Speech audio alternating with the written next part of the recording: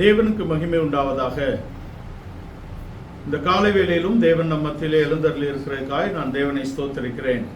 கலாத்தியருக்கு எழுதின நிருபம் 3ஆம் அதிகாரம் 13ஆம் வசனத்தை நாம் வாசிக்க கேட்போம். கலாத்தியருக்கு எழுதின நிருபம் 3ஆம் அதிகாரம் 13ஆம் வசனம். மரத்திலே தூக்கப்பட்ட எவனும் சபிக்கப்பட்டவன் என்று எழுதியிருக்கிறபடி கிறிஸ்து நமக்காக சாபமாகி நியாயப்பிரமாணத்தின் சாபத்திற்கு நம்மை நீங்களாக்கி மீட்டுக் கொண்டார். மரத்திலே தூக்கப்பட்ட எவனும் சபிக்கப்பட்டவன் என்று எழுதியிருக்கிறபடி கிறிஸ்து நமக்காக சாபமாகி நியாயப்பிரமாணத்தின் சாபத்திற்கு நம்மை நீங்களாக்கி மீட்டுக் கொண்டார் என்று கலாத்திய நிருபக்காரர் கலாத்திய சபைக்கு எழுதுகிறார். மரத்திலே தூக்கப்பட்ட எவனும் சபிக்கப்பட்டவன் என்று எழுதியிருக்கிறபடி கிறிஸ்து நமக்காக சாபமாகி பாவமறியாத அவரை நமக்காக பாவ நிவாரண பலியாக்கினார் என்று 2 கொரிந்தியர் 5ஆம் அதிகாரத்தின் கடைசி வசனத்தில் எழுதப்பட்டிருக்கிறது. பாவம் அறியாத அவரை, பாவம் இல்லாத அவரை, பாவம் செய்யாத அவரை நமக்காக தேவன் அவரை பலியாக்கினார் என்று சொல்லப்பட்டிருக்கிறது.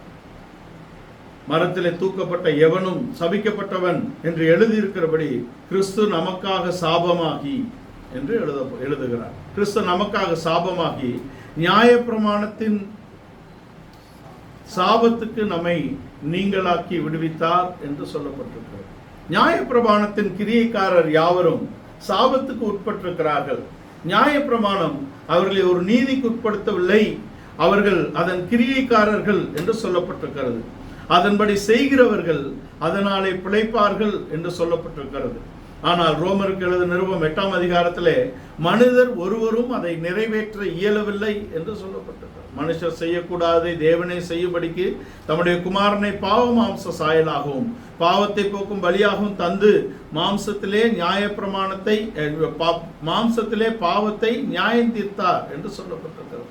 மாம்சத்திலே பாவத்தை நியாயம் தீர்த்தார் என்ற இடத்திலே அவர் நியாயப்பிரமாணத்தின் கிரியைகளை நிறைவேற்றி நியாயப்பிரமாணத்தினால் வரக்கூடிய சாபத்துக்கு நம்மை நீங்களாக்கி நம்மை ரட்சித்தார் என்று சொல்லப்பட்டிருக்கிறது. அதற்கு ஒரு சொல்லாடலை அங்கே பவுல் உபயோகப்படுத்துகிறார்.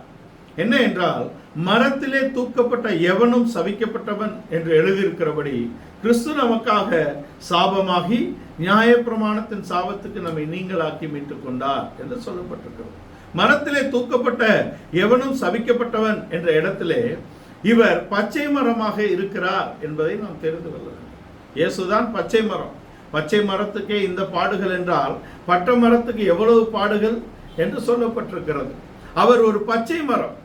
இந்த பச்சை மரம் இங்கே பலியாக்கப்படுவதற்கான நோக்கம் என்ன என்பதை நாம் முதலாவது தெரிந்து கொள்ள வேண்டும்.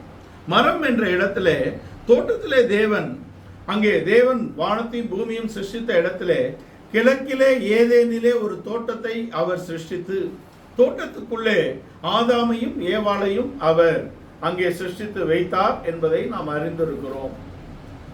அங்கே அவர்களுக்கு மரங்கள் கொடுக்கப்பட்டது. மரங்களின் கனிகளை அவர்கள் புசிக்கும்படியான கட்டளையும் கொடுக்கப்பட்டது. அவர்கள் புசிக்க கூடாத மரத்தை குறித்தும் அங்கே அவர்களுக்கு சொல்லப்பட்டது என்பதை நாம் அறிந்து கொள்ள வேண்டும். சகல விருட்சத்தின் கனியும் அவர்களுடைய சரீரத்தின் வளர்ச்சிக்காக அவர் கொடுத்திருந்தார். ஜீவ விருட்சத்தின் கனி அவர்கள் ஜீவித்திருக்கும்படியாக கொடுத்திருந்தார். நாம் எல்லோரும் அறிந்திருக்கிறோம். சகல விருட்சத்தின் கனியும் அவர்கள் புசித்து அவர்கள் சரீரத்திலே பலப்பட வேண்டும், அவர்கள் ஜீவனிலே நிலைத்திருக்கும்படியாக அங்கே ஜீவ விருட்சத்தின் கனியும் கொடுக்கப்பட்டது. ஆனால் நன்மை தீமை அறியத்தக்க கனியை குறித்த ஒரு எச்சரிப்பு அவர்களுக்கு கொடுக்கப்பட்டிருந்தது என்பதை நாம் அறிந்து கொள்ள வேண்டும். நன்மை தீமை அறியத்தக்க கனியை நீங்கள் புசிக்க கூடாது, அதை புசிக்கும் நாளிலே நீங்கள் சாகவே சாவீர்கள் என்ற எச்சரிப்பு அவர்களுக்கு கொடுக்கப்பட்டிருந்தது. ஆனால் அந்த நன்மை தீமை அறியத்தக்க கனி என்பது அது பார்வைக்கும் அது புசிப்புக்கும் அது இச்சிக்கத்தக்கதாகவும் காண்பதற்கு அழகுள்ளதாகவும் அது காணப்படுகிறது. அறிவை தெளிவிக்கக்கூடியதாக இருப்பதாக அங்கே அங்கே ஏவாள் சொன்னதாக சொல்லப்பட்டது. மனுஷியுடைய அங்கு கூற்று என்ன? அது காண்கிறதுக்கு அழகாக இருக்கிறது, புசிப்பதற்கு அது இச்சிக்கப்படத்தக்கதாகவும் புசிப்பதற்கு அருமையானதாகவும் அவளுடைய பார்வைக்கு அது தெரிகிறது. அப்படித்தான் சொல்லப்பட்டிருக்கிறது. இந்த கனியை அவர்கள் புசித்ததினாலே மனிதனுக்குள்ளே மரணம் வந்து விட்டது. மரணத்தினாலே இப்பொழுது மனிதனை மீட்டுக் கொள்ளக்கூடிய ஒரு இடத்துக்கு தேவன் நிர்பந்திக்கப்படுகிறார். மனிதன் ஒரு முறை பிறப்பதும் அவன் மரிப்பதும் பின்பு நியாய தீர்ப்படைவதும் மனிதனுக்கு நியமிக்கப்பட்டிருக்கிறது என்று எபிரேயர் 9ஆம் அதிகாரத்தின் 27வது வசனத்திலே சொல்லப்பட்டிருக்கிறது. இப்படி மரணத்துக்குள்ளாக மனிதன் போய்விட்டான். நித்தியவாசியாக தேவன் அவர் மரணம் இல்லாதவராக இருக்கிறது போல அவருடைய சாயலிலும் ரூபத்திலும் சிருஷ்டிக்கப்பட்ட மனிதன் அவருடைய சாயலையும் ரூபத்தையும் அடையும் வரைக்கும், அவன் அதை இழந்து போகும் வரைக்கும் அவனுக்குள்ளே மரணம் என்ற அனுபவம் வைக்கப்படவில்லை. தேவனுடைய சாயலிலும் ரூபத்திலும் மனிதன் சிருஷ்டிக்கப்பட்டிருக்கிறான். அவருடைய ரூபமும் அவருடைய சாயலும் அவனுக்குள் நிலைத்திருக்கும் வரைக்கும் மரணம் அவனை ஒன்றும் செய்யவில்லை என்பதை நாம் தெரிந்து கொள்ள வேண்டும். மரணம் என்ற ஒரு அனுபவம் அவனுக்கு இல்லை. தேவனுடைய ரூபம், தேவனுடைய சாயல் என்ற இடத்துல சிருஷ்டிக்கப்பட்ட மனிதன் தெய்வீக மகிமையினால் அவன் முடிசூட்டப்பட்டிருக்கிறான். அவன் ஒடுத்து வைக்கப்பட்டிருந்தான். அதை அவன் இழந்து போகக்கூடிய இடத்தில் தான் அவனுடைய வாழ்க்கை இருந்தது என்பதை நாம் தெரிந்து கொள்ள வேண்டும். இதுதான் முதலாவது மனிதன் என்ற இடத்தில் இருக்கக்கூடிய அனுபவமாக இருக்கிறது. இந்த பழைய மனிதன் என்ற இடத்திலே மரணம் வருகிறதுக்கு இந்த பழைய மனிதன் என்ற சொற்றொடர் ஆதாமை எழுத்தின்படி குறிக்கக்கூடியதாக இருக்கிறது. ரோமருக்கு எழுதின நிருபம் 6ஆம் அதிகாரத்தின் 6ஆம் வசனத்தை நாம் வாசித்தால் அதிலே அங்கே பழைய மனிதன் என்ற சொற்றொடர் அங்கே குறிப்பிடப்பட்டிருக்கிறது. நாம் இனி பாவத்துக்கு ஊழியம் செய்யாதபடிக்கு பாவ சரீரம் ஒளிந்து போகும் பொருட்டாக நம்முடைய பழைய மனுஷன் அவரோட கூட சிலுவையில் அறையப்பட்டது என்று அறிந்திருக்கிறோம். நம்முடைய பழைய மனிதன் அவரோட சிலுவையில் அறையப்பட்டது என்று அறிந்திருக்கிறோம் என்று ரோம நிருபக்காரர் 6ஆம் அதிகாரத்தின் 6ஆம் வசனத்தில் சொல்லுகிறார். பழைய மனிதன் என்ற சொல் ஆதாமை குறிக்கிறது. இந்த பழைய மனிதன் ஆதாம். புதிய மனிதன் என்பது அங்கே கிறிஸ்துவுக்குள் நாம் அடைந்து கொள்ளக்கூடிய தன்மை. இரண்டாம் மனிதன் என்பது இயேசு கிறிஸ்துவை குறிப்பதாக இருக்கிறது. 1 கொரிந்தியர் 15ஆம் அதிகாரம் 46, 47, 48 வசனங்களை நாம் குறித்து கொண்டால் அதிலே முந்தின மனிதன் மண்ணிலிருந்து உண்டான மண்ணானவன், பிந்தின மனிதன் வானத்திலிருந்து இறங்கி வந்த கர்த்தர் என்று நம்முடைய கர்த்தராகிய இயேசு கிறிஸ்துவை குறிப்பதாக இருக்கிறது. முந்தின மனிதன் பச்சை மரம் என்ற அனுபவத்திலிருந்து பட்டமரம் என்ற அனுபவத்திற்கு வரக்கூடிய இடத்தில் போனதினாலே பச்சை மரமாகிய கிறிஸ்து அங்கே நமக்காக பலியாகக்கூடிய இடத்திலே வந்தார் என்பதை நாம் அறிந்து கொள்ள வேண்டும். பாவம் இல்லாதவனாக, மரணம் இல்லாதவனாக, சாபம் இல்லாதவனாக, நித்தியனாக, நித்திய ஜீவனை உடையவனாக, ஆளுகை உள்ளவனாக, அழியாமை உடையவனாக, தேவனுடைய ரூபமும் தேவனுடைய சாயலும் உடையவனாக, தேவனுடைய மகிமையினால் முடிசூடப்பட்டவனாக மனிதன் சிருஷ்டிக்கப்பட்டிருந்தான். அந்த தன்மையை அவன் ஒரே நிமிடத்திலே அவன் இழந்து விட்டான். கீழ்ப்படியாமையினாலே இந்த அனுபவத்தை அவர்கள் இழந்து போனார்கள். தெய்வீகத்தை அவர்கள் இழந்து போனார்கள். தேவனோடு உள்ள உறவிலே அவர்கள் ஒரு தேக்கத்தை அடைந்து விட்டார்கள். தேவனுடைய சத்தத்தை கேட்கக்கூடிய இடத்திலே அவர்கள் அஞ்சக்கூடிய அனுபவத்துக்கு போய்விட்டார்கள். ஒரு காலத்தில் அவருடைய சத்தம் அவர்களுக்கு இன்பமாக இருந்தது. ஒரு நாளிலே அவருடைய சத்தம் அவர்களுக்கு ஆறுதல் தேறுதலாக இருந்தது. ஒரு நாளிலே அவருடைய சத்தம் அவர்களுக்கு தைரியத்தை கொடுத்தது. இந்த நாளிலே அவர்கள் பயந்து நடுங்கி அஞ்சி ஒளியக்கூடிய இடத்திற்கு வந்து விட்டார்கள். கீழ்ப்படியாமையினாலே மனிதன் ஒரு விழுகையை அடைந்து விட்டான். தன் ஆளுகையை இழந்து விட்டான். தேவ மகிமையை இழந்து விட்டான். தேவனோடு உள்ள உறவை இழந்து விட்டான். தேவன் கொடுத்த ஆளுகை முழுவதும் இழந்து விட்டான். தெய்வீக ரூபம், தெய்வீக சாயல், தெய்வீக தன்மைகள் அவனை விட்டு எடுபட்டு போய் அவன் இப்பொழுது தோட்டத்திலே ஒளிந்து கொண்டு இருக்கக்கூடிய ஒரு நிலவரத்திலே அவன் காணப்படுகிறான். தேவதூதர்களுடைய விழுகையிலே ஒரு இருள், ஒரு ஒழுங்கின்மை பூமியிலே வந்தது. ஆனால் மனிதனுடைய விழுகையிலே ஒரு இருள் வராதபடிக்கு அவன் இருளுக்குள்ளே ஒளிந்து கொள்ளக்கூடிய ஒரு அனுபவத்துக்குள்ளாக அவன் போய்விட்டான். ஆனால் தேவன் அவனை இருளுக்குரியவனாக, இரவுக்குரியவனாக அவனை சிருஷ்டிக்கவில்லை. அவன் பிரகாசம் உள்ளவனாக, தேவ மகிமையினால் உடுத்தப்பட்டவனாக, தேவசாயல் தேவரூபம் உள்ளவனாக, தெய்வீகத்தை உடையவனாக, தேவனோடு அந்யோன்ய ஐக்கியம் உள்ளவனாக, ஒரு ஆளுகை உள்ளவனாக, ஒரு பலம் பொருந்தியவனாக அவனை சிருஷ்டித்தார். ஆனால் அவன் இப்பொழுது பலகீனன் என்ற இடத்துக்கு போய்விட்டான் என்பதை நாம் அறிந்து. இந்த பலவீனத்துக்கு அவன் வருவதற்கு காரணம் தான் அவனுடைய கீழ்ப்படியாமை என்பதை நாம் அறிந்து கொள்ள வேண்டும். தோட்டத்தை பாதுகாக்க வேண்டும் என்றும், தோட்டத்தை பண்படுத்த வேண்டும் என்றும், அவர்கள் இருவரும் ஒன்றாக இருக்க வேண்டும் என்ற பிரமாணங்கள் அவர்களுக்கு கொடுக்கப்பட்டது. இவர்கள் 2 பேரும் ஒன்றாக இல்லை. சர்ப்பத்தோடு சர்ப்பம் அவளோடு இடைபடக்கூடிய இடத்திலே ஆதாம் இருந்ததாக குறிப்பிடப்படவில்லை என்பதை நாம் தெரிந்து கொள்ள வேண்டும். இவர்கள் அவருடைய பிரமாணத்தை மீறி தான் இந்த பாவத்துக்கு உட்பட்டு விட்டார்கள். கீழ்ப்படியாமை அவர்களுக்குள்ளே வந்து விட்டது. ஒருமைப்பாட்டை இழந்து அங்கே பிரிந்த இடத்தில் தான் சத்துரு அவளோடு பேசக்கூடிய ஒரு அனுபவம் வந்தது. அவர்கள் அதை இச்சித்து பறித்து புசித்து அந்த தோட்டத்தை இழக்கக்கூடிய இடத்திலே அவர்கள் போய்விட்டார்கள் என்பதை நாம் அறிந்து கொள்வோம். இந்த அனுபவத்தில் தான் தேவன் மனிதனை தூக்கி எடுக்கும்படியாக அவனுக்கு ஒரு வாக்கு கொடுக்கக்கூடிய இடத்திலே வருகிறார். ஒரு கவர்னன்டல் ப்ராமிஸ், ஒரு உடன்படிக்கையின் அங்கே பிரமாணம் கொடுக்கப்படுகிறது. ஒரு உடன்படிக்கை அங்கே உண்டாக்கப்படுகிறது. ஆதியாகமம் 3ஆம் அதிகாரம் 15ஆம் வசனத்திலே அவர் ஒரு வாக்குத்தத்தத்தை அவர்களுக்கு கொடுக்கிறார். ஸ்திரீயின் வித்து, அந்த ஸ்திரீயின் வித்து அந்த சத்துருவின் தலையை நசுக்கும் என்ற இடத்திலே அங்கே வாக்குத்தத்தம் கொடுக்கப்படுகிறது. எல்லா மனிதர்களும் இந்த ஆதாம் என்ற பழைய மனிதனுடைய கீழ்ப்படியாமைக்குள்ளே அகப்பட்டு விட்டார்கள். எல்லா மனிதர்களும் இந்த ஆதாமின் மீறுதல் என்ற அடிமைத்தனத்துக்குள்ளே அகப்பட்டு விட்டார்கள். அதனாலே பாவம் செய்யாதவர்களையும் மரணம் ஆளுகை செய்கிறது என்ற இடத்துக்கு மனிதன் வந்து விட்டான் என்பதை நாம் தெரிந்து கொள்ளலாம். ரோமருக்கு எழுதின நிருபம் 5ஆம் அதிகாரத்தில் 14ஆம் வசனத்தை நாம் வாசித்தால் ஆதாம் முதல் மோசே வரைக்கும் பாவம் செய்யாதவர்களையும் மரணம் ஆளுகை செய்கிறது என்பதை அங்கே குறிப்பிடுகிறார். 5:14 வாசிங்க. ரோமர் 5. அப்படி இருந்தும் மரணமானது ஆதாம் முதல் மோசே வரைக்கும் ஆதாமின் மீறுதலுக்கு ஒப்பாய் பாவம் செய்யாதவர்களையும் ஆண்டு கொண்டது. ஆதாம் முதல் மோசே வரைக்கும் என்பது ஆதாம் முதல் அங்கே யோவான் ஸ்நானகன் வரையுள்ள பழைய ஏற்பாட்டின் பரிசுத்தவான்கள் அத்தனை பேரையும் மரணம் ஆளுகை செய்தது என்ற இடத்தில் தான் வந்திருக்கிறது. இந்த ஆதாம் 930 வருஷத்துல மரித்து விட்டார் பூமியில. ஆனால் இந்த ஆதாமின் மீறுதல் இன்னும் தொடர்ச்சியாக மனிதனை ஆட்கொண்டிருக்கிறது என்பதை நாம் தெரிந்து கொள்ளலாம்.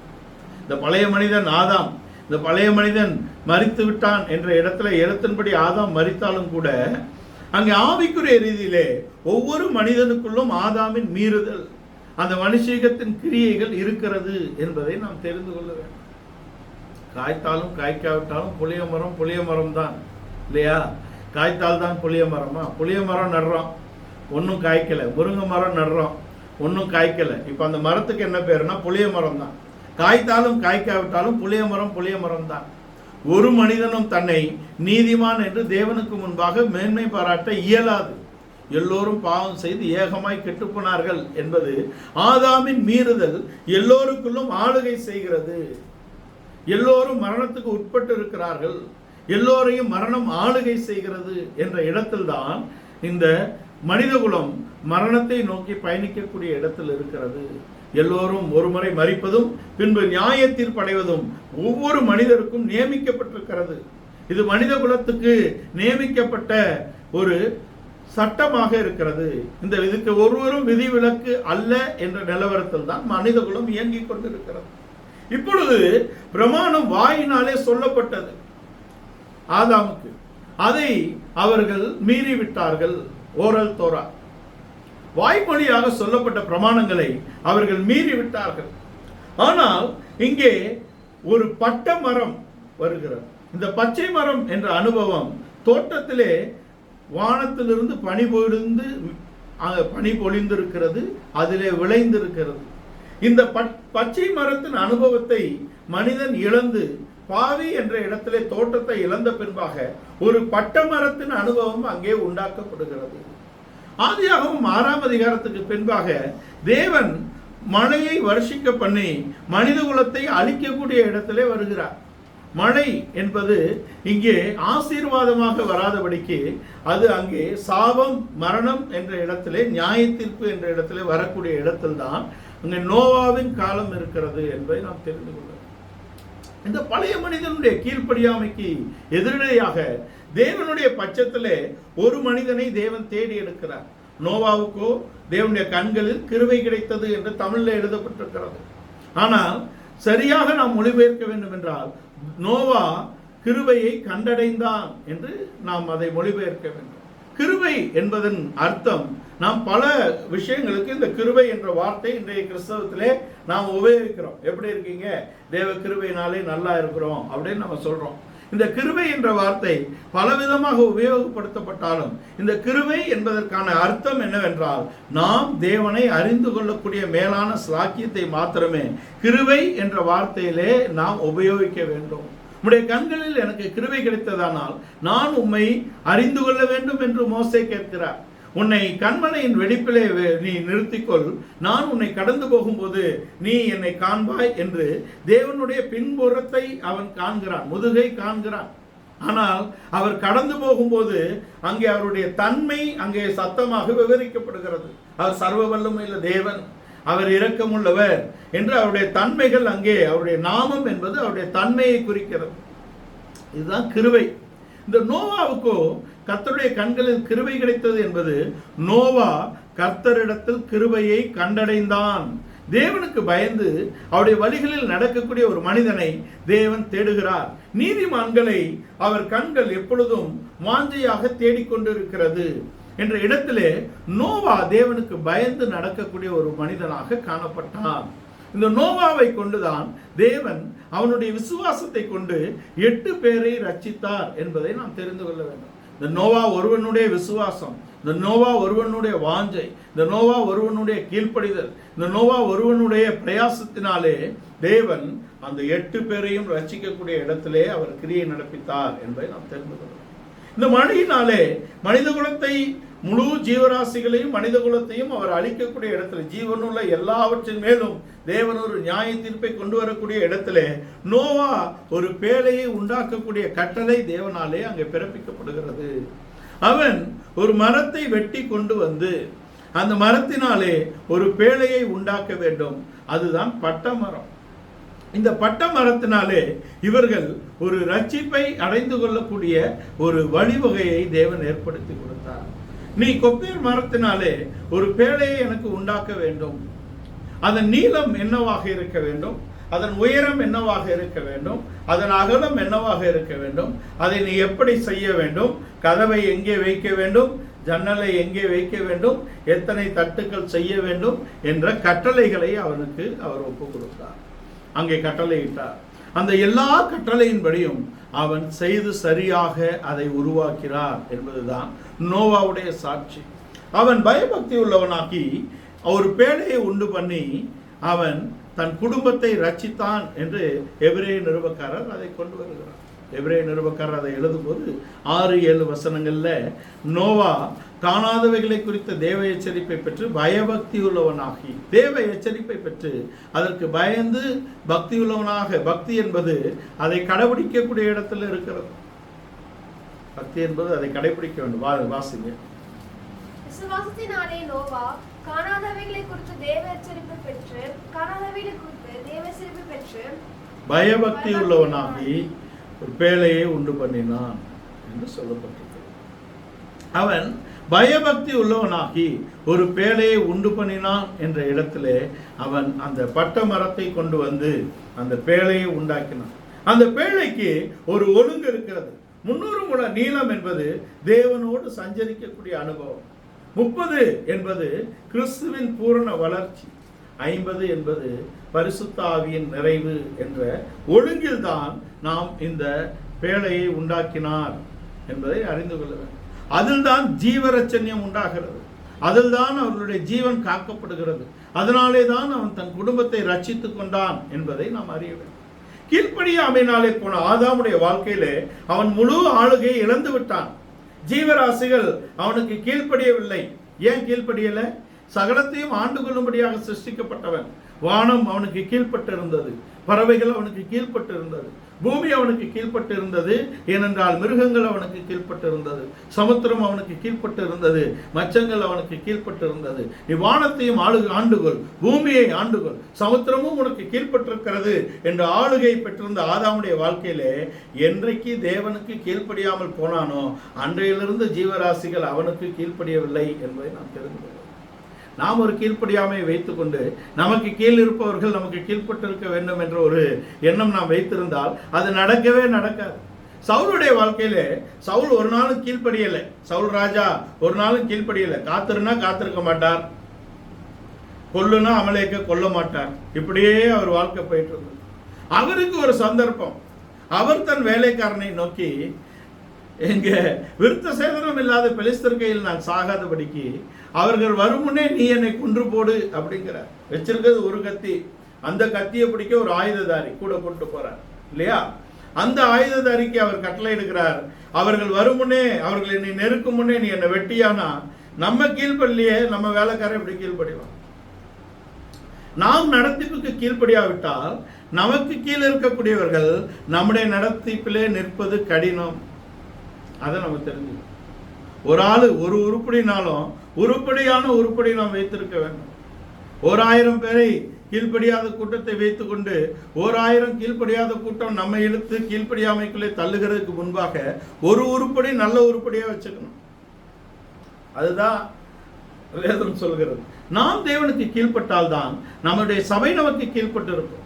நாம் நடத்திப்புக்கு கீழ்ப்பட்டால் தான் நம்முடைய நடத்திப்பின் கீழே கீழ்ப்பட்டு இருப்பார்கள் என்பதாக இருக்கிறது. ஆதாம் கீழ்ப்படியாமையில சிக்கின உடனே மிருகங்கள், ஜீவராசிகள் அவனுக்கு கீழ்ப்படியவில்லை. அதான் அங்க தன்மை. ஆனால் இப்பொழுது நோவாவுக்கு எல்லாம் கீழ்ப்படியும்படியான கட்டளை தேவனாலே பிறப்பிக்கப்பட்டிருக்கிறது. அவன் எல்லாவற்றையும் பேழைக்குள்ளே சேர்த்துக் கொள்ளும்படியாக தேவன் மிருகங்களுக்கு அவனிடத்தில் வரக்கூடிய கட்டளையை பிறப்பித்தார். அவைகள் எல்லாம் வந்தது. அவைகளுக்கான ஆகாரத்தையும் அவன் ஆயத்தப்படுத்தி வைக்கும்படியான கட்டளை இருந்தது. தேவன் அவனுக்கு செய்த சொன்னபடி எல்லாம் அவன் செய்து ஆயத்தமாக இருந்தான். அந்த பேழைக்குள்ளே 8 பேர்கள் காக்கப்பட்டார்கள் என்பதாக இருக்கிறது. இஸ்ரவேல் ஜனங்களை தேவன் மீட்டு ரட்சிக்கும்படியான எத்தனையோ காரியங்களை அவர் நடப்பித்தாலும் கூட அவர்கள் கீழ்ப்படியாமல் போனதன் காரணம் என்ன என்றால், வேத வாக்கியங்களை அவர்கள் ஆராயவில்லை. தேவனால் கொடுக்கப்பட்ட பிரமாணங்களை அவர்கள் அறியவில்லை. என்னுடைய கற்பனைகளை நான் அவர்களுக்கு எழுதி கொடுத்தேன், என்னுடைய மனதை அவர்களுக்கு நான் வெளிப்படுத்தினேன். அவர்கள் அவைகளை அந்நிய காரியமாக எண்ணுகிறார்கள் என்பது தேவனுடைய பக்கமாக இருக்கிறது. அவருடைய இருதயத்தையும் அவருடைய மனதையும் நம்முடைய ஜனத்துக்கு அவர் வெளிப்படுத்தி காட்டினாலும் அதை பரிபூர்ணமாக செய்யக்கூடிய இடத்திலே அவர்கள் தங்கள் மனதை கீழ்ப்படுத்தவில்லை என்பதுதான் அந்த கீழ்ப்படியாமை தொடர்கிறதாக இருக்கிறது என்பதை நாம் தெரிந்து கொள்கிறோம். இந்த ஆதாமுடைய வாழ்க்கையில் இருந்த குறைபாடை அவர் நீக்கி நோவாவின் மூலமாக ஒரு பேழையை உண்டாக்கி ஒரு மனிதனுடைய விசுவாசம், ஒரு மனிதனுடைய கீழ்ப்படிதல், ஒரு மனிதனுடைய புரிதல், ஒரு மனிதனுக்கு தேவனோடு உள்ள உறவினாலே ஒரு குடும்பம் முழுவதையும் ரட்சிக்கக்கூடிய இடத்திலே அவர் அங்கே கிரியை நடப்பித்தார். நோவாவும் அவன் குடும்பமும் பரிபூர்ணமாக அங்கே காப்பாற்றப்படுகிறது என்பதை நாம் தெரிந்து கொள்கிறோம். நோவாவுக்கும் ஓரல் கவர்னன்ட் தான் அவர் கொடுத்திருந்தார். இந்த பிரமாணம் எழுதி கொடுக்கும் வரைக்கும் அது வாய் வழியாக கட்டளையாக தேவன் ஒரு மனிதனோடு உள்ள உறவிலே அதை ஸ்தாபிக்கும்படியான பிரயாசத்தை அவர் செய்து கொண்டே இருக்கிறார் என்பதை ஆதாமின் வாழ்க்கையிலும் நோவாவின் வாழ்க்கையிலும் நாம் கற்றுக்கொண்டோம். அதுக்கு பின்பாக சேமுடைய சந்ததியில் தான் ஆபிரகாமை தேவன் கொண்டு வந்து ஆபிரகாமுக்கு தன்னுடைய கட்டளைகளை, கற்பனைகளை, நியமங்களை, அவருடைய சொல்லையும் அவனுக்கு வெளிப்படுத்தி கொடுத்தார். அவன் தன்னுடைய குடும்பத்தை அவன் காக்கக்கூடிய இடத்திலே, அவனுக்கு பின்வரும் சந்ததிக்கு அதை போதித்து வழிநடத்தக்கூடிய இடத்திலே ஆபிரகாம் இருப்பார் என்பது தேவனுடைய நம்பிக்கை. அந்த நம்பிக்கையின்படி ஆதாம் வாழ்ந்தார் என்பது அவருடைய சாட்சியாக இருக்கிறது என்பதை நாம் தெரிந்து கொள்கிறோம். ஆபிரகாமுடைய வாழ்க்கையிலே ஆபிரகாம் அவனை ஒரு அழைத்தார். ஆபிரகாமை அழைத்து அவனுக்கு வாக்குத்தத்தங்களை கொடுத்து அவனுடைய விசுவாசத்தின் மூலமாக அவரை நடத்தினார்.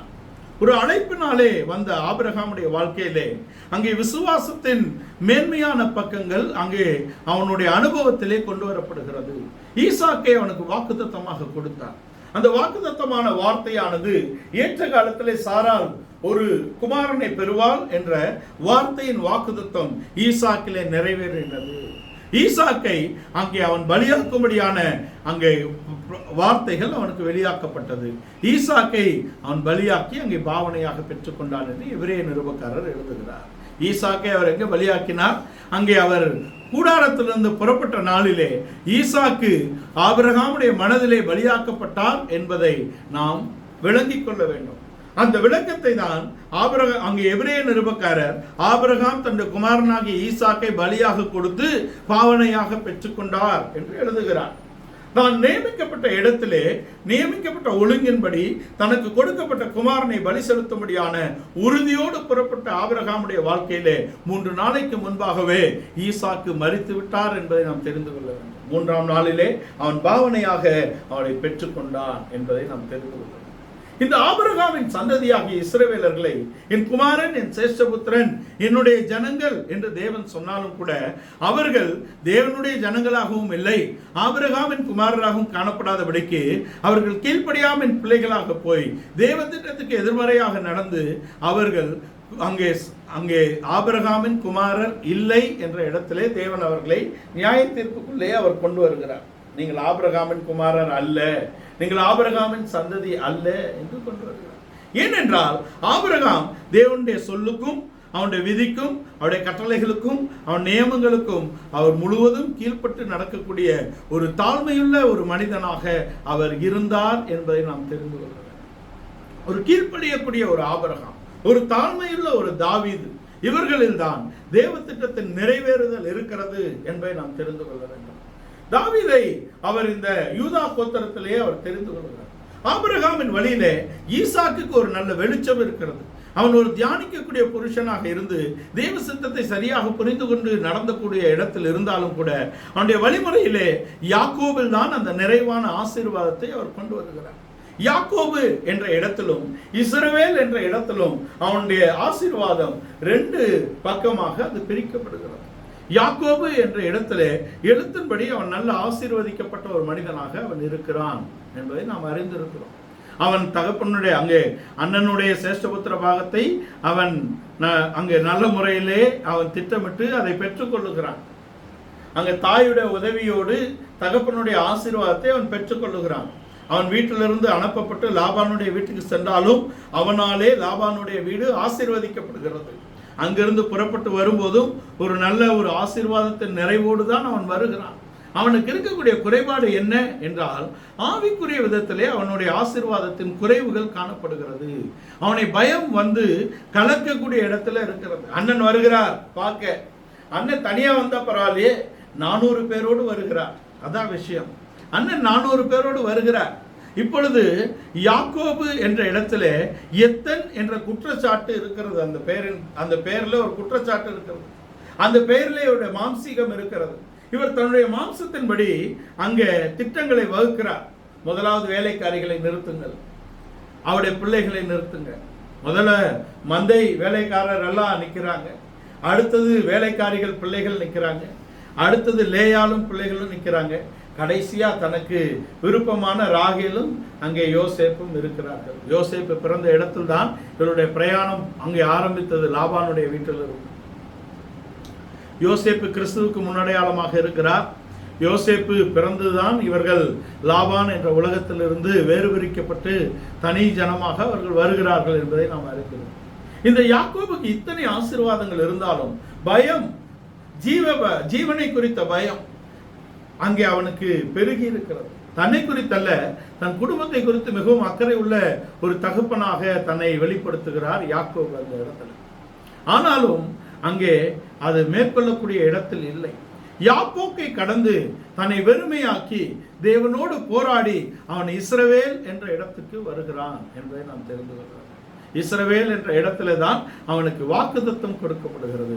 இஸ்ரவேலை காக்கிறவர் உறங்குவதும் இல்லை, தூங்குவதும் இல்லை. இஸ்ரவேலுக்கு அவர் ஜெயபலமாக இருக்கிறார். இந்த யாக்கோபு என்ற பெயருக்கும் இஸ்ரவேல் என்ற பெயருக்கும் 1000 அர்த்தங்கள் நாம் கொடுத்தாலும் அதற்கு சரியான அர்த்தம் என்பது அங்கே யாக்கோபு என்பது கூடாரம், இஸ்ரவேல் என்பது வாசஸ்தலம். இஸ்ராயேல் என்றால் அவன் தேவனுடைய prince of God, prince of God. அவன் தேவனுடைய இளவரசன் என்று சொல்லலாம், அல்லது தேவனுடைய தளபதி என்று சொல்லலாம் ஒரு பக்கம். இன்னொரு பக்கம் தேவன் இவனுக்கு பலனான அரணாக தளபதியாக இருக்கிறார் என்று சொல்லலாம். God is his prince. தேவன் அவனுடைய இளவரசன் என்று சொல்லலாம், இவன் தேவனுடைய இளவரசன் என்று சொல்லலாம். ரெண்டு பக்கம் எழுத்தின்படி இருக்கிறது. ஆனால் ஆவிக்குரிய ரீதியிலே யாக்கோபு என்பது கூடாரம், இஸ்ரவேல் என்பது வாசஸ்தலம். இந்த கூடாரத்திலே பாரம் சுமந்து தவிக்கிறோம், பரம வாசஸ்தலத்தை அடைந்து கொள்ள வாஞ்சையுள்ளவர்களாக இருக்கிறோம் என்று 2 கொரிந்தியர் அங்கே 5ஆம் அதிகாரத்தில் சொல்லுகிறார். பூமிக்குரிய கூடாரமாக இது அழிந்து போனாலும் தேவனால் கட்டப்பட்ட கைவேலை அல்லாத நித்திய வீடு நமக்காக ஆயத்தமாக்கப்பட்டிருக்கிறது என்று 2 கொரிந்தியர்ல சொல்றார். ஆனால் ரோமர் 8ல் இந்த கூடாரத்திலே பாரம் சுமந்து தவிக்கிறோம். 8:23 இல்லையா? சகல சிருஷ்டியும் நாம் தேவபுத்திரராக வெளிப்பட வேண்டும் என்று அது வாஞ்சையாக இருக்கிறது என்று கொண்டு வருகிறார். இன்னொரு பக்கத்தில் இந்த கூடாரத்திலே பாரம் சுமந்து தவிக்கிறோம், பரமவாச ஸ்தலத்தை தரித்துக் கொள்ள வாஞ்சையுள்ளவர்களாக இருக்கிறோம்.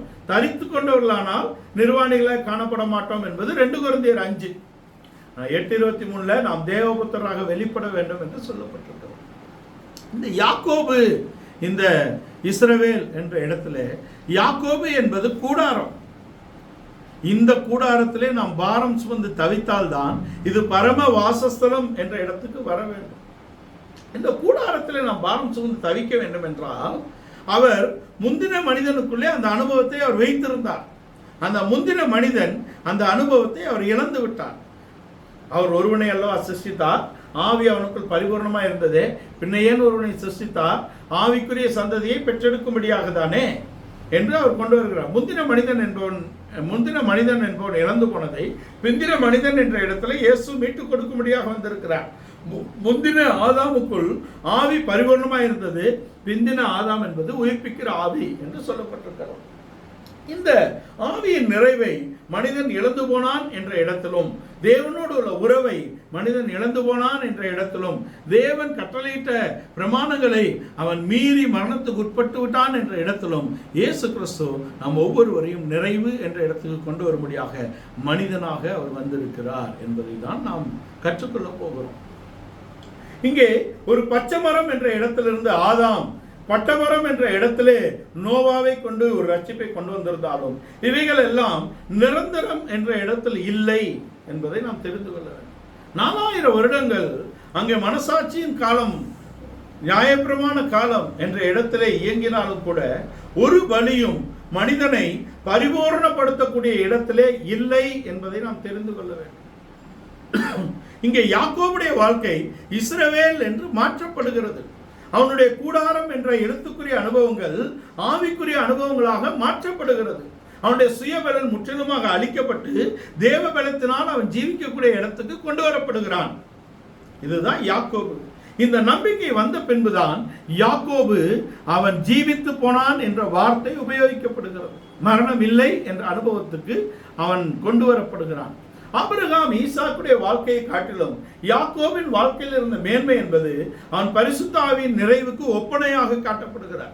அதனாலதான் தாவீது வரும்போது 2 சாமுவேல்ல தன்னுடைய கடைசி வார்த்தைகளை சொல்லும் பொழுது யாக்கோபின் தேவனால் அபிஷேகம் பண்ணப்பட்டு என்று கொண்டு வருகிறார். யாக்கோபின் தேவனுடைய அபிஷேகம் அவனை இஸ்ரவேல் என்ற ஆவிக்குரிய நிறைவிலே கொண்டு வந்தது.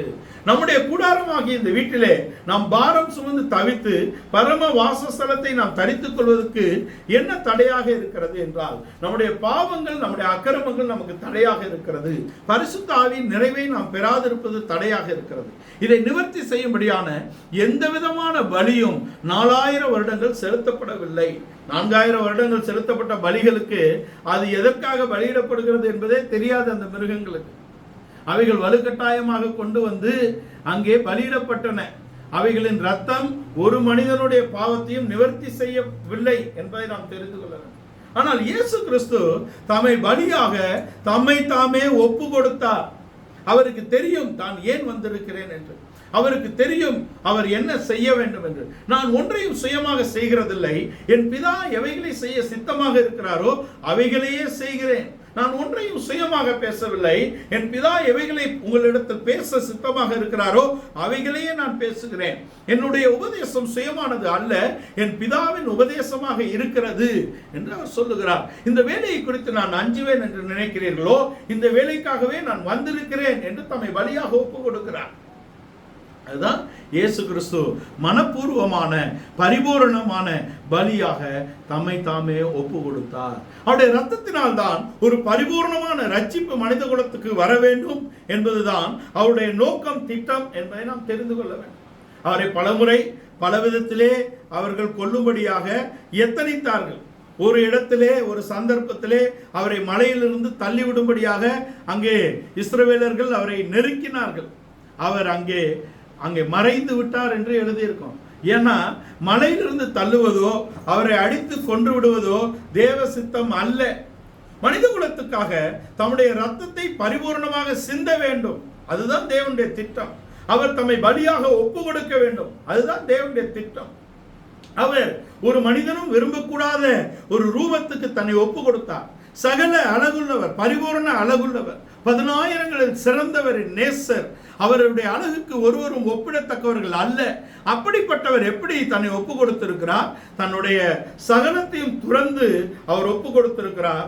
மனிதர் ஒருவரும் விரும்பக்கூடிய தன்மை அவருக்கு அன்றைக்கு இல்லை என்பது ஒரு கோரமான, ஒரு அகோரமான மரணத்துக்கு பலிக்கு தன்னை அவர் ஒப்பு கொடுத்தார் என்பதை நாம் அறிந்து கொள்ள வேண்டும். மனித குலத்தின் கீழ்ப்படியாமை, மனித குலத்தின் இயலாமை, தேவனே தம்மை பலியாக கொடுக்கும்படியாக தம்மை தாமே ஒப்பு கொடுத்திருக்கிறார். இப்படி அவர் நம்மில் அன்பு கூர்ந்ததினாலே நாம் அன்பு என்னதென்று அறிந்து கொள்ளுகிறோம். முந்தி அவர் நம்மிடத்தில் அன்பு கூர்ந்திருக்கிறார். தேவன் நம்மிடத்தில் அன்பு கூர்ந்ததினாலே அன்பு என்னதென்று அறிந்திருக்கிறோம். நாமும் சகோதரருக்காக ஜீவனை கொடுக்க கடனாளிகளாய் இருக்கிறோம் என்று சொல்லப்பட்டிருக்கிறோம். 1 யோவான் 3:16, யோவான் 3:16 இது ரெண்டிலும் தேவன் சித்தத்தின்படி அவரை ஒப்பு கொடுத்திருக்கிறார் என்பதை நாம் தெரிந்து கொள்ள வேண்டும். ஆனால் அங்கே ஏசாயா 53ஆம் அதிகாரம் 2ஆம் வசனத்தில் அவர் எப்படி இருக்கிறார் என்பதை நாம் தெரிந்து கொள்வோம்.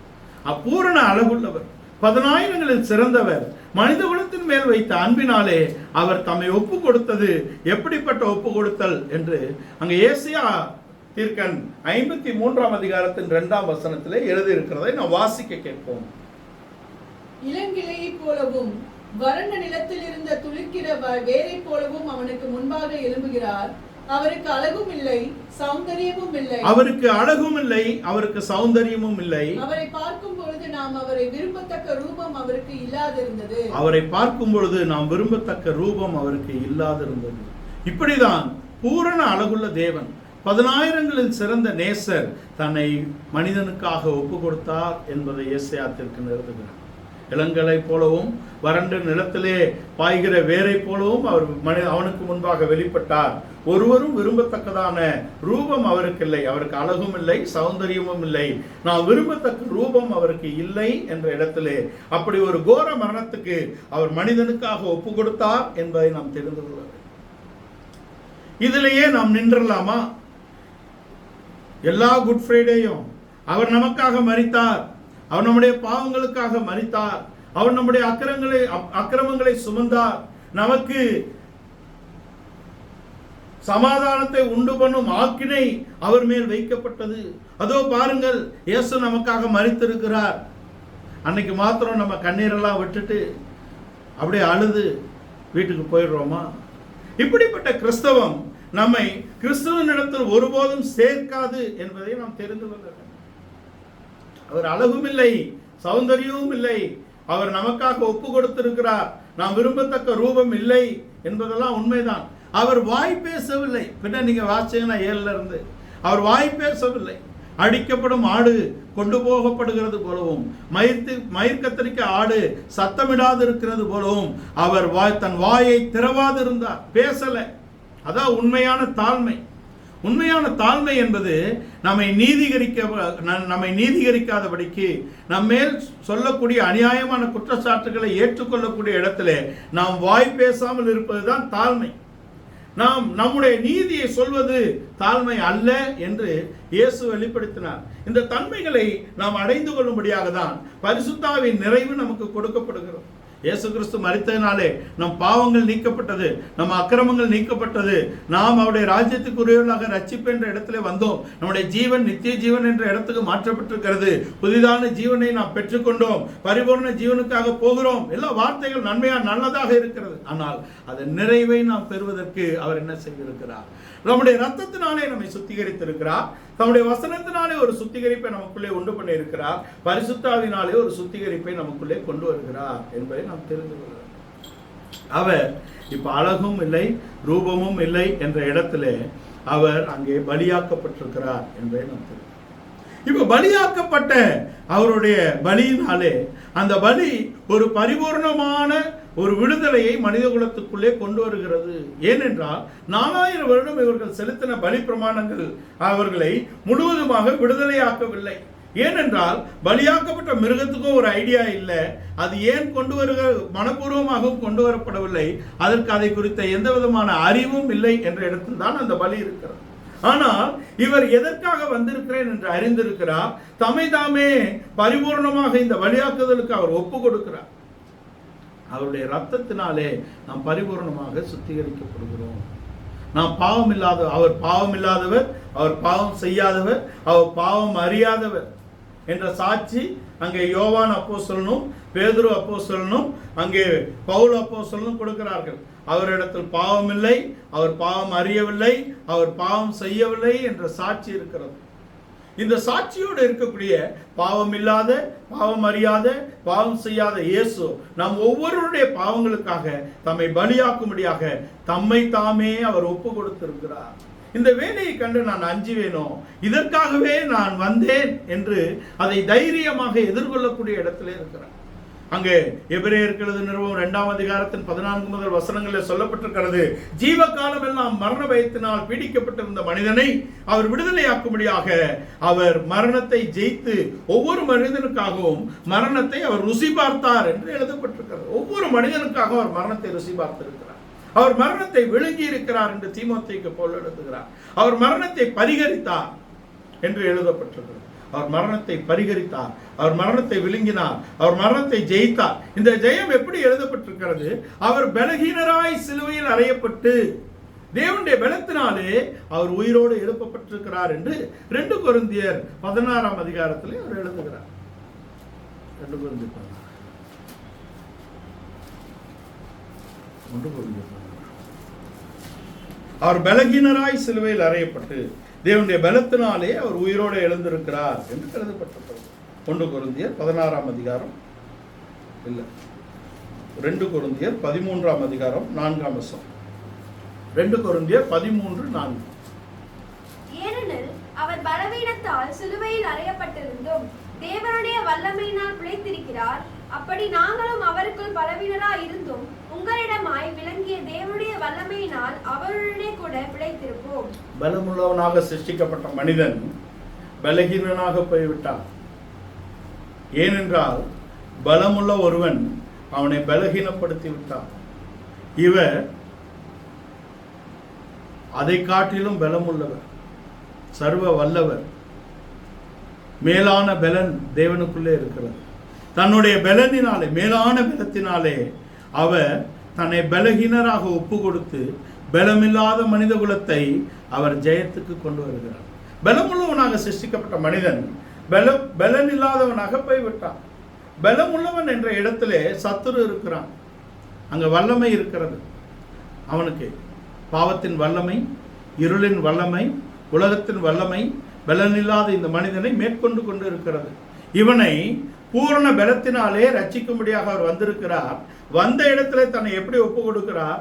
பலகீனராக சிலுவையில் ஒப்பு கொடுத்து தேவனுடைய பலத்தினாலே அவர் உயிர்ப்பிக்கப்படுகிறார்.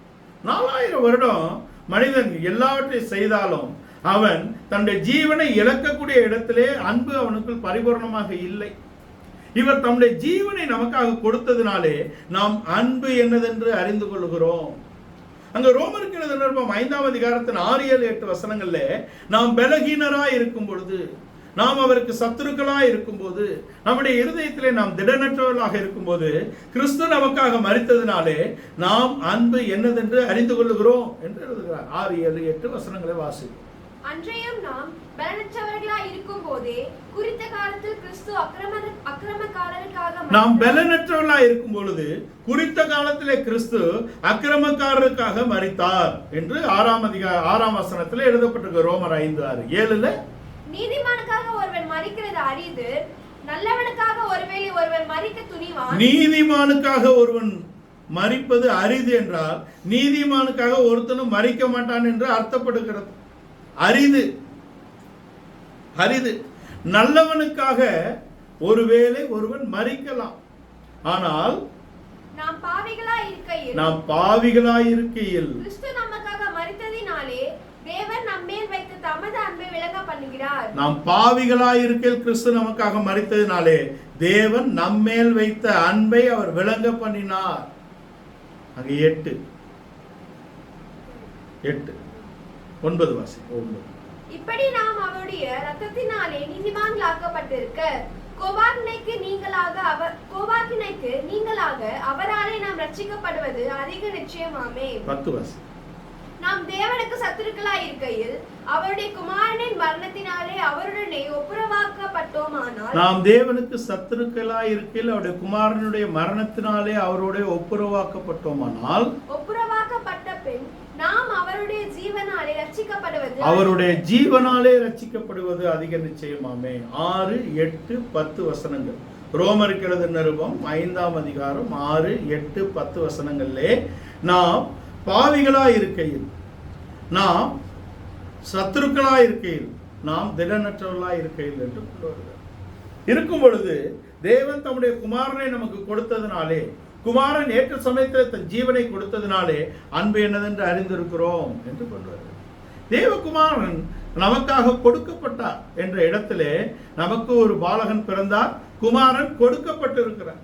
கொடுக்கப்பட்ட குமாரன் தேவ சித்தத்தின்படி தன்னை மரணத்துக்கு ஒப்புவித்ததினாலே நாம் மரண சாயலிலிருந்து, மரண சரீரத்திலிருந்து நாம் ரட்சிக்கப்படுகிறோம், மரணத்தினின்று நாம் ரட்சிக்கப்படுகிறோம். அதை தான் அவர் 6:6 எழுதுறாரு. அங்கே நாம் பாவம், பழைய மனிதனை சிலுவையில், இந்த பழைய மனிதனுடைய காரியங்கள் தொடர்ச்சியாக 4000 வருஷம் இருக்குது.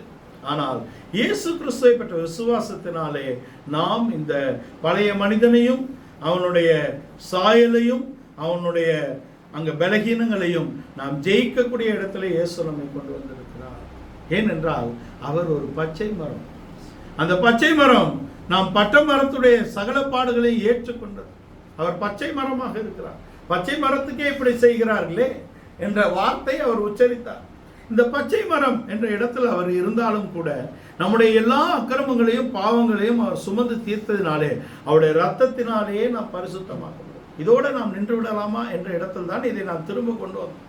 அவருடைய ரத்தத்தினாலே ஒரு சுத்திகரிப்பு இருக்கிறது. அவருடைய வசனத்தினாலே நம்மை சுத்திகரிக்கிறார். அவருடைய ஆவினாலே நம்மை சுத்திகரித்து அங்க சுத்திகரிக்கிறார். ஆனால் பரிசுத்தமாகுதல் என்ற இடத்துக்கு நாம் வர வேண்டும். சுத்திகரித்தல் என்பது எப்பொழுதும் நடக்கக்கூடிய ஒரு காரியமாக இருக்கிறது. அது ஒரு குறைவான அனுபவமே.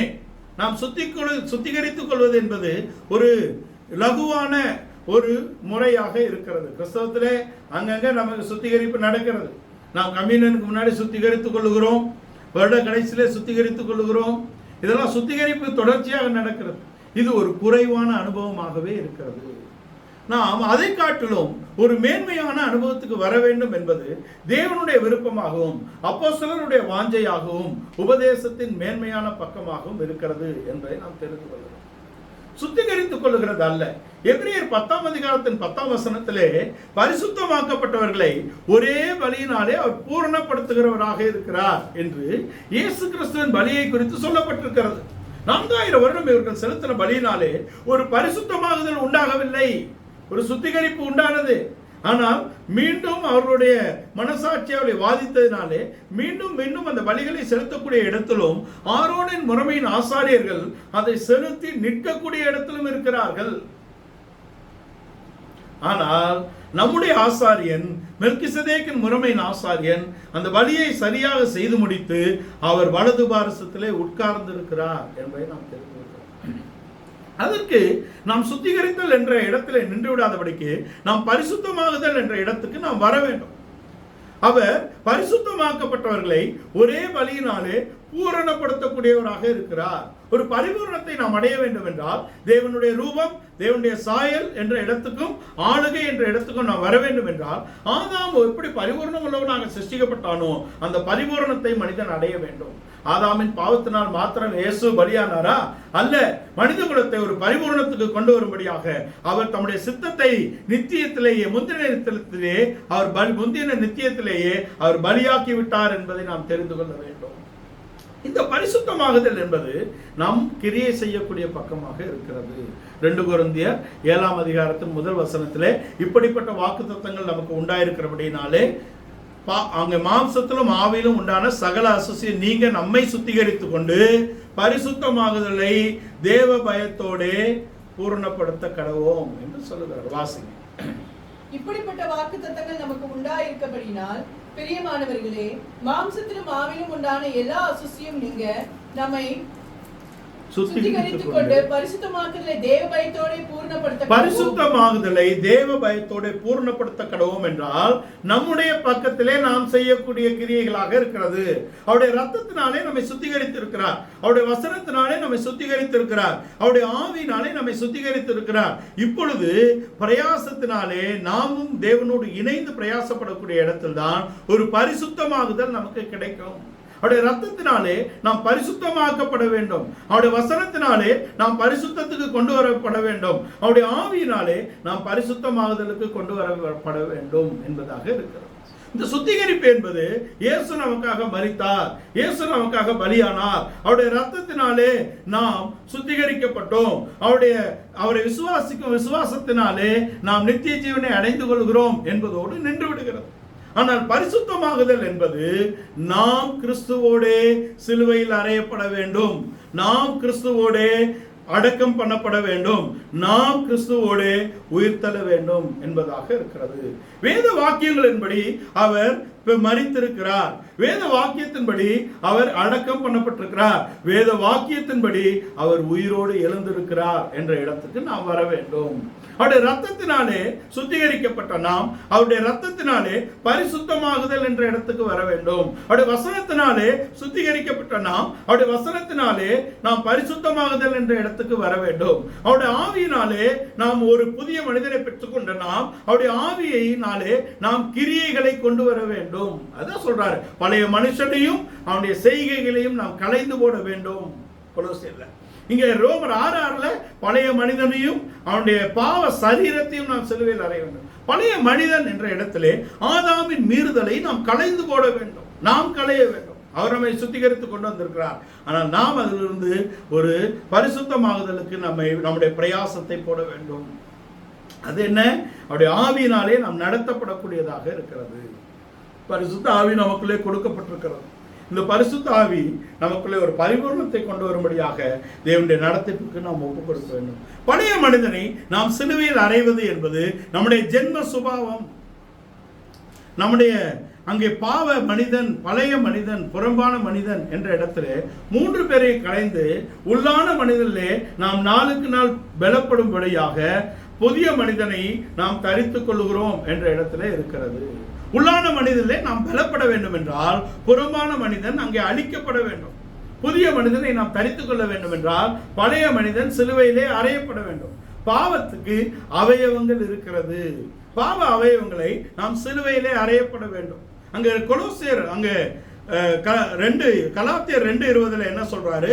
நான் கிறிஸ்துவுடனே சிலுவையில் அறையப்பட்டேன், இப்பொழுது நான் அல்ல, அவரே பிழைத்திருக்கிறார். நான் இப்பொழுது பிழைத்திருப்பதோ என்னில் அன்பு கூர்ந்து தம்மை தாமே ஒப்பு கொடுத்த இயேசு கிறிஸ்துவை பற்ற விசுவாசத்தினாலே நான் பிழைத்திருக்கிறேன் என்று சொல்லுகிறார். ரோமர் 6:6 நாம் பழைய மனிதனை நாம் சிலுவையில் அறைய வேண்டும். ரோமர் 6:6 பழைய மனிதனை சிலுவையில் அறைந்த நாம் கலாத்தியர் 5:24 நம்முடைய கிறிஸ்துவுடையவர்கள் தங்கள் ஆசை இச்சைகளை சிலுவையில் அறைந்திருக்கிறார்கள். கிறிஸ்துவுடையவர்கள் தங்கள் ஆசை இச்சைகளை சிலுவையில் அறைய வேண்டும்.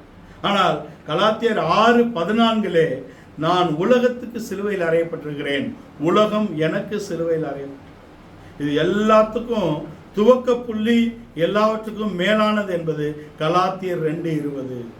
அதான் மெயின். சுயம், நான், ஐ. When I comes, there starts a illness. இல்லையா? ஐ என்ற சுயம்தான் எல்லா பாவத்துக்கும், எல்லா வியாதிக்கும், எல்லா மரணத்துக்கும் அங்கே ஆரம்பமாக இருக்கிறது. விழுந்து போன தூதனாலே தான் மனிதனுக்குள்ளே இந்த சுயம் ஒரு விழிப்பையும் ஒரு பலத்தையும் பெற்றுவிட்டது. அவன் எப்படி விழுந்து இருக்கிறான்? நான் நான் நான் என்று 5 முறை சொல்லுகிறான். ஏசாயா 14 நான் ஏறுவேன், நான் ஒப்பாவேன், நான் என் சிங்காசனத்தை போடுவேன், நான் சர்வ வல்லவருக்கு ஒப்பாவேன் அப்படின்னு நான் என்ற சுயம் அவனில் தான் முழுவதும் வெளிப்பட்டது. சிருஷ்டித்தவருக்கு தன்னை கீழ்ப்படுத்தாதபடிக்கு சிருஷ்டிகரை எதிர்த்து நின்ற விழுந்து போன ஒருவனாலே ஆலோசனை பெற்ற மனிதன் இன்றைக்கு சுயத்துக்கு ஆட்கொண்டு விட்டான். சுயம் அவனை ஆட்கொண்டு நடத்தக்கூடிய இடத்துல இருக்கிறான். இவனுக்கு ஒரு ரட்சிப்பையும் ஒரு சுத்திகரிப்பையும் கொண்டு வந்து தேவன் ரட்சிப்பில் அவனை கொண்டு வந்து அவனுடைய ஜீவனை நித்திய ஜீவன் என்ற இடத்துல கொண்டு வந்திருக்கிறான். அதை புதிதான ஜீவனாக மாற்றிக்கொள்ள வேண்டும். அந்த ஜீவன் பரிபூர்ணப்படும்படியாக இயேசு வந்திருக்கிறார். இப்ப இயேசுவோடு அவன் தன்னை சிலுவையில் அறையும்படியாக ஒப்பு கொடுக்க வேண்டும். தன்னுடைய பழைய மனிதனை அவன் சிலுவையில் அறைய வேண்டும். தன்னுடைய ஆசை இச்சைகளை அவன் சிலுவையில் அறைய வேண்டும். உலகம் அவனுக்கு சிலுவையில் அறையப்பட்டிருக்க வேண்டும். அவன் உலகத்துக்கு சிலுவையில் அறையப்பட்டிருக்க வேண்டும். நான் என்ற சுயத்தை முதலாவது அவன் சிலுவையிலே அறைய வேண்டும். சிலுவையில் அறைவது என்றால் என்ன? இதுவரைக்கும் நம்ம குட் ஃப்ரைடேல ஒரு கிறிஸ்தவம் ஓடுகிறது.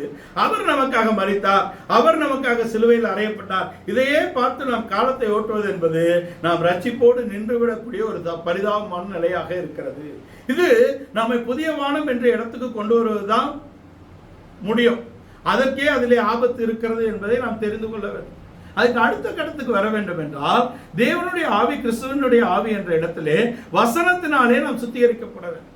யோவான் 6:63 மாம்சம் ஒன்றத்துக்கு உதவாது, நான் சொன்ன வசனமே ஆவியாயும் ஜீவனாயும் இருக்கிறது என்று சொன்ன கிறிஸ்துவின் ஆவி என்றும் தேவனுடைய ஆவி என்றும் பரிசுத்தமுள்ள ஆவி என்றும் ரோமர் 1:5 சொல்லப்பட்ட தேவனுடைய ஆவி, கிறிஸ்துவின் ஆவி, பரிசுத்தமுள்ள ஆவி என்ற இடத்திலே வசனத்தினாலே நாம் சுத்திகரிக்கப்படுகிற மாத்திரமல்ல, வசனத்தினாலே பரிசுத்தமாகுதலை நாம் பெற்றுக்கொள்ள வேண்டும். அது சிந்தையில் பரிசுத்தம். நம்முடைய சிந்தையில் இருக்கக்கூடிய பழைய மனிதனுடைய எண்ணங்கள், சுயமனிதனுடைய எண்ணங்கள், உலகத்தின் எண்ணங்கள் எல்லாவற்றையும் நாம் களைந்து அவருடைய வசனத்தினாலே நம்முடைய மனது நிரப்பப்பட்ட இடத்திலே நாம் வர வேண்டும். சரீரத்திலே நாம் கிறிஸ்துவோட சிலுவையில் அறையப்பட வேண்டும். கிறிஸ்துவோட சிலுவையில் அறையப்படும்படியாக நம்முடைய சித்தத்துக்கு புறம்பான தேவ சித்தத்துக்கு நம்மை ஒப்பு கொடுக்க வேண்டும். ஒருவன் என்னில் அன்பு கூர்ந்தால் என்னை பின்பற்றி வர கடவன். எப்படி பின்பற்றணும்? தன் தகப்பனையும் தன் தாயையும் தன் சகோதரனையும் தன் சகோதரியும் தன் கணவனையும் தன் பிள்ளையும் தன் மனைவியும் தன் பிள்ளையும் தன்னைத்தானும் வெறுத்து தன் சிலுவையை எடுத்துக்கொண்டு என்னை பின்பற்ற கடவன். அப்படிப்பட்டவன் தான் எனக்கு சீஷனாக இருக்க முடியும் என்றால் இவை எல்லாவற்றை காட்டிலும் கிறிஸ்துவில் அன்பு கூறக்கூடிய பக்கமாக இருக்கிறது. அவர் நம்மில் அன்பு கூர்ந்தது போல நாம் சகோதரர்கள் அன்பு கூற வேண்டும். அவர் நம்மில் அன்பு கூர்ந்தது போல நாம் தேவனில் அன்பு கூற வேண்டும். முழு மனதோடும் முழு வெலத்தோடும் முழு இருதயத்தோடும் தேவனில் அன்பு கூறக்கூடிய பக்கமாக இருக்கிறது. இதற்கு நம்முடைய பழைய மனிதனை சிலுவையில் அறையக்கூடிய இடத்திலே நாம் ஒப்பு கொடுக்க வேண்டும். இந்த சிலுவையிலே எப்படி கிறிஸ்துவின் கரங்களோடு நம்முடைய கரங்கள் இணைக்கப்பட்டு அடிக்கப்படுகிறது, கிறிஸ்துவின் கால்களோடு நம்முடைய கால்கள் இணைக்கப்பட்டு அடிக்கப்படுகிறது. கை என்பது கிரியை, கால் என்பது நடக்கை. என்னை அன்பு கூறுகிறவன் என்பவன் என்னிடத்தில் உள்ளவைகளை கேட்டு அவைகளின்படி செய்கிறவனாக இருக்கிறான், என்னுடைய அடிச்சுவடுகளை பின்பற்றி என் பின்னே நடக்கிறவனாக இருக்கிறான் என்று இயேசு சொல்லுகிறார். அவரோடு சிலுவையில் அடையப்படுவது என்பது கிறிஸ்துவோடு நம்முடைய கிரியைகளுக்கு நாம் மரித்து கிறிஸ்துவோடு கூட இணைக்கப்பட்டு கிறிஸ்துவின் கிரியைகளை நடப்பிக்கக்கூடியவர்களாக நாம் மாறுகிறோம். கை என்பது நாம் கிரியை செய்யக்கூடிய பக்கம், கால் என்பது நாம் நடக்கக்கூடிய பக்கமாக இருக்கிறது. என் நேசர் போன பாதையிலே நான் நடக்கக்கூடிய வாழ்க்கை, என் நேசர் செய்த கிரியைகளை நான் செய்யக்கூடிய ஒரு வாழ்க்கை என்பது நாம் கிறிஸ்துவோடு சிலுவையில் அறையப்படக்கூடிய வாழ்க்கையாக இருக்கிறது. நான் கிறிஸ்துவோடு சிலுவையில் அறையப்பட்டிருக்கிறேன். இந்த கிறிஸ்துவோட சிலுவையை அறையப்படக்கூடிய இடத்துல ஆணிகள் இருக்கிறது. இந்த ஆணிகள் தான் நாம் தேவனுக்காக செய்யக்கூடிய தீர்மானங்கள், நாம் தேவனுக்காக எடுக்கக்கூடிய பிரதிஷ்டைகள். இதிலே நாம் உறுதியாக இருக்க வேண்டும். நாம் தேவனுக்காக ஒரு பிரதிஷ்டை செய்கிறோம், தேவனுக்காக நாம் ஒரு பொருத்தனைகளை செய்கிறோம், அவைகளிலே நாம் உறுதியாக நடக்கும்படியாக தேவன் நமக்கு கிருபை தருகிறார். விரும்புகிறனால அல்ல, ஓடுகிறவனாலும் அல்ல, இறங்குகிற தேவனாலேயா. நாம் எடுத்த முடிவுகளிலே தீர்மானங்களிலே நாம் நிலைக்கும்படியாக, நாம் உறுதியுள்ளவர்களாக, அன்பிலே நிலைத்திருக்கும்படியாக, வைராக்கியம் உள்ளவர்களாக இருக்க வேண்டும். அதோடு தேவன் கிரியை நடப்பிப்பார். பாபிலோனுக்கு கொண்டு செல்லப்பட்ட யூதா சகோதரர்கள் தங்களுடைய ஒழுங்கு முறைமைகளிலே ஒழுங்காக வைராக்கியமாக தேவனுக்கு கிரியை செய்தார்கள். தேவன் எல்லாவற்றுக்கும் மேலாக அவர்களை உயர்த்தினார். ராஜாக்களும் அவர்களை கண்டு பயந்தார்கள். ராஜாக்கள் மாற்றப்பட்டார்கள், இவர்கள் மாற்றப்படவில்லை. இவர்கள் சோதனைகளை சகித்து ஜெயித்தார்கள். ரெண்டு பக்கம் இருக்கு. சோதனை வரதுக்கு முன்னாடியே வேண்டி அதை தள்ளி விடுறது ஒரு பக்கம், சோதனைகளின் மத்தியிலே தேவன் நம்மை தூக்கி எடுப்பது ஒரு பக்கம். நாம் சோதனையின் மத்தியிலே தூக்கி எடுக்கப்பட வேண்டும் என்பது நாம் தேவன் மேல் வைத்திருக்கக்கூடிய அன்பின் வைராக்கியம், விசுவாசத்தின் கிரியையாக இருக்கிறது. அக்கினிக்கு முன்னையே தானியேல் அங்கே சகோதரர்களை அவர் காப்பாத்தல, அங்க சிங்க கபிக்கு முன்னாடியே தானியேல் அவர் காப்பாத்தல. அனனியா, அசரியா, மிஷாயேலை அக்கினிக்கு முன்னையே காப்பாத்திட்டாரா? இல்லை, அக்கினியின் மத்தியிலே அவளை காப்பாற்றினார். நாம் உபத்திரவங்களின் மத்தியிலே நாம் தேவனை நோக்கி பார்க்கக்கூடிய ஒரு வாழ்க்கை, அதுக்கு இயேசு முன்னுதாரணமாக இருக்கிறார். அவர் மனிதனாக இருக்கும் பொழுது அவரை இந்த மரணத்தின் சோகம் அங்கே வாட்டினது என்பது போல காணப்பட்டாலும் அது தேவ சித்தமா என்பதை தெரிந்து கொள்வதற்காக தான் இந்த பாத்திரம் என்னை விட்டு நீங்க கூடுமானால் நீங்கட்டும், ஆனாலும் என்னுடைய சித்தத்தின்படி அல்ல உம்முடைய சித்தத்தின்படியே ஆக கடவது என்று தன்னை ஒப்புக் கொடுக்கிறார். நாம் தேவனுடையவர்களானால் நம்முடைய பழைய மனிதனை, நம்முடைய பாவ மனிதனை சிலுவையில் அறைந்து தேவ சித்தத்தை பரிபூர்ணமாக செய்யும்படியாக நம்மை ஒப்பு கொடுக்கக்கூடிய இடத்திலே நாம் இருக்க வேண்டும். கிறிஸ்துவுடனே சிலுவையில் அறையப்பட்டேன் ஆனாலும் பிழைத்திருக்கிறேன் என்பது நான் அல்ல. நான் என்ற சுயம் கிறிஸ்துவோட சிலுவையில் அறையப்பட்டு விட்டது. இப்பொழுது நான் பிழைத்திருப்பதோ என்னில் அன்பு கூர்ந்து தம்மை தாமே எனக்காக ஒப்பு கொடுத்த இயேசு கிறிஸ்துவைப்பட்ட விசுவாசத்தினாலே நான் பிழைத்திருக்கிறேன். கிறிஸ்து இயேசுவைப்பட்ட விசுவாசத்தினாலே நான் பிழைத்திருக்கிறேன் சொல்லுகிறேன். இப்ப சிலுவையில் அறைந்தாகிவிட்டது.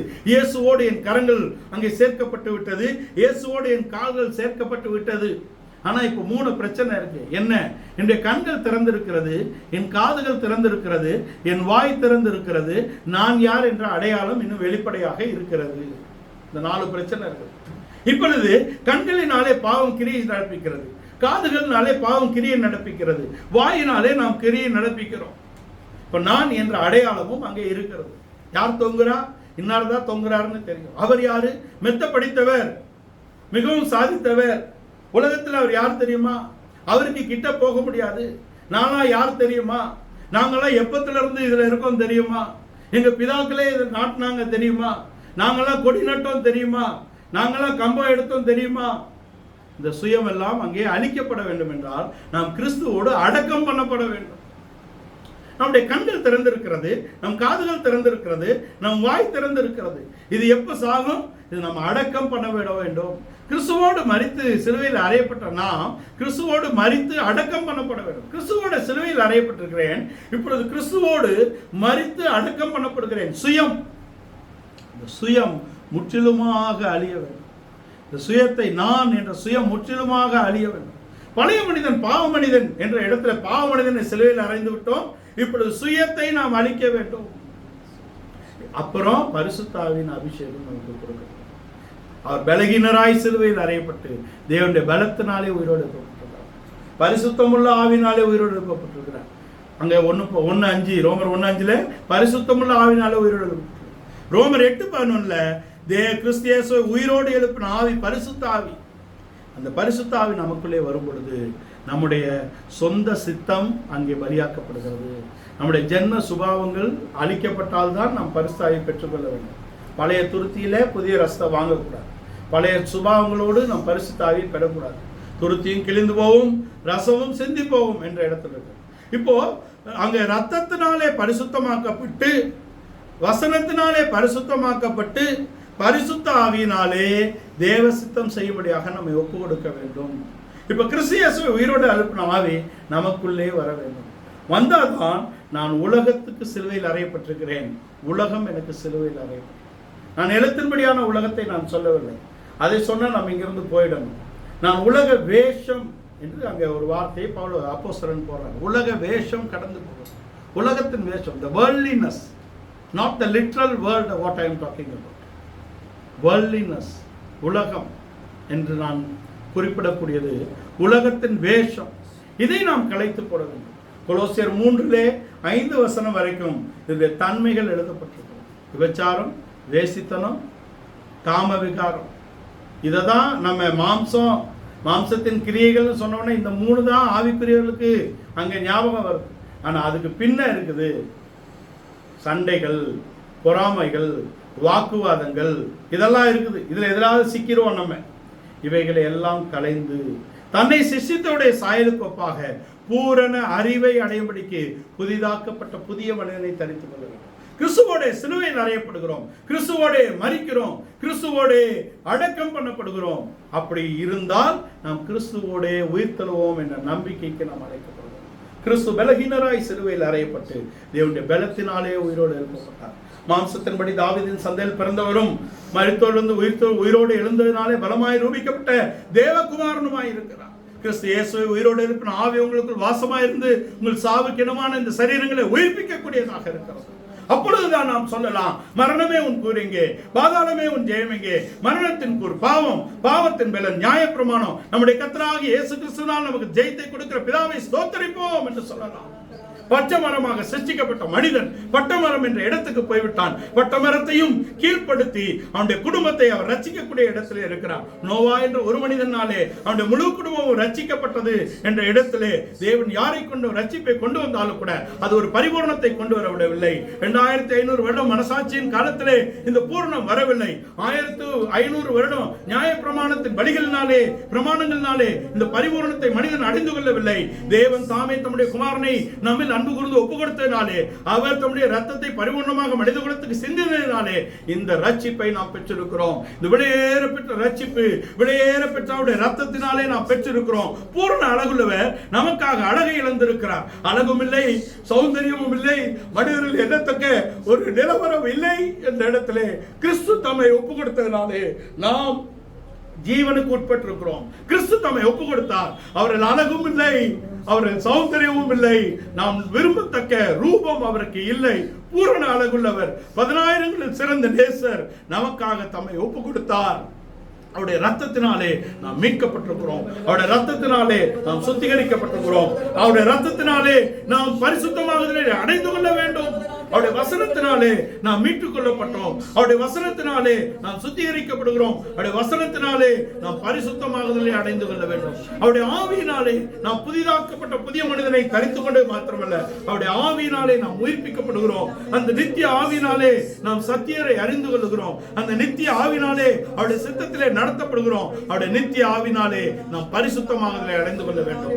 பரிசுத்தமாக்கப்பட்டவர்களை ஒரே பலியினாலே அவர் பூரணப்படுத்தும்படியாக தம்மை தாமே அவர் பலியாக்க கொடுத்திருக்கிறார். இந்த காலை வேளையிலே கிறிஸ்து மரித்தார் என்று நின்று விட வேண்டாம், கிறிஸ்து உயிர்த்தார் என்று நின்று விட வேண்டாம். அவரோட சிலுவையில் அறைய ஒப்பு கொடுப்போம், அவரோட மரிக்க ஒப்பு கொடுப்போம், அவரோட அடக்கம் பண்ண ஒப்பு கொடுப்போம். அப்படி நாம் ஒப்பு கொடுத்தோமானால் வேத வாக்கியத்தின்படி பிறந்து, வேத வாக்கியத்தின்படி மரித்து, வேத வாக்கியத்தின்படி அடக்கம் பண்ணப்பட்டு, வேத வாக்கியத்தின்படி அவர் உயிரோடு இருந்தது போல அவரோட மரணத்தின் சாயலில் இணைக்கப்பட்டால் அவரோட உயிர்த்தெழுதலின் சாயலிலும் நாம் இணைக்கப்படுவோம் என்ற நம்பிக்கைக்கு நாம் வருவோம். ஜீவ காலம் எல்லாம் மரண பயத்தினால் பீடிக்கப்பட்டிருந்த மனிதனை விடுதலையாக்கும்படியாக அவர் பிள்ளைகள் மாம்சமும் இரத்தமுமாய் இருக்கிறது போல தாமும் மாம்சமும் இரத்தமுள்ளவராக வந்து நம் ஒவ்வொருவருக்காக நம்முடைய வேதனைகளை சகித்தார், நம்முடைய பாடுகளை சுமந்தார், நம்முடைய அந்த கட்டுகளை அவர் அவிழ்க்கும்படியாக விரும்பினார், நம்மை விடுதலையாக்கும்படியாக அவர் விரும்பினார், நமக்கு சமாதானத்தை கொண்டு வரும்படியாக தம்மை ஒப்பு கொடுத்தார்.